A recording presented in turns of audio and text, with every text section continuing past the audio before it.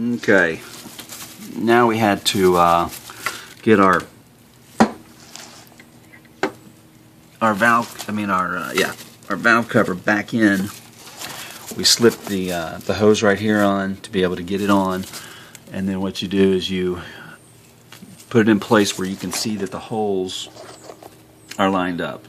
Alright, now what we're going to do is we're going to take our screws and we're going to put a little thread lock on them so they'll stay. Part of the problem that we were having before is the threads were unlocked and they kept backing out with the vibration of the motor. So we're going to put some thread lock and I'm going to show you that.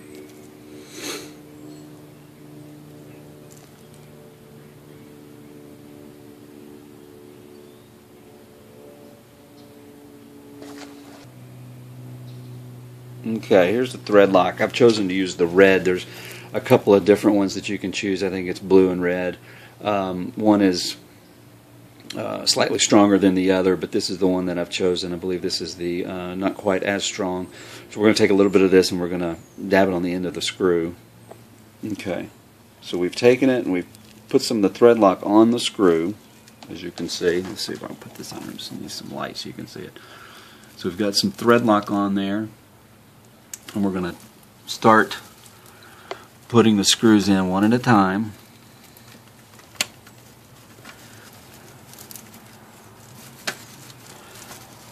Just screw it in just a little bit. We don't want to go too far yet. We're just going to line them all up. So I'm going to go through that same process with all of the screws and just get them barely in their holes. Okay, now that I've got all of the screws in, I'm going to start. These just need to be hand tightened, and I'm going to kind of go around, but I'm going to go opposite each other. I'm just going to start tightening them up just to make sure we don't warp the gasket.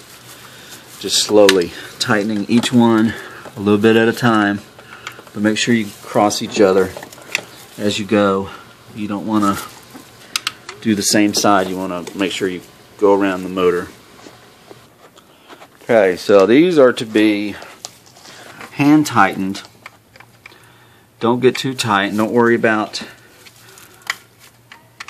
torquing these. You just want to get them nice and tight. There's not pressure in the top of the motor.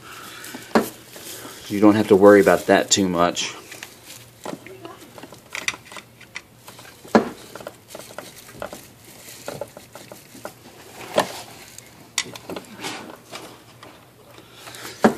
Yep.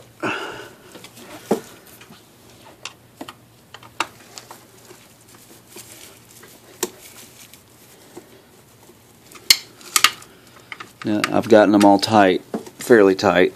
As I've made my way around, now I'm just going around one at a time, just making sure I've got them on there nice and tight. Just hand tight with a screwdriver. Obviously, you don't want to use a power tool for this.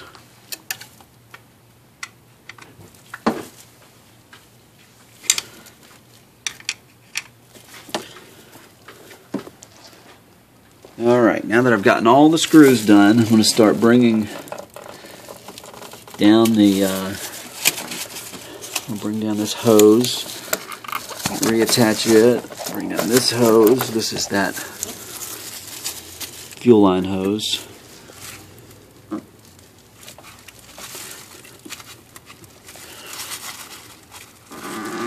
Make sure you get this back down into place and you tighten it back up. You don't want your fuel line coming loose while you're driving.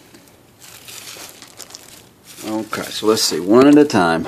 We've tightened down this one here, the fuel line with the screwdriver. I'm going to take a pair of pliers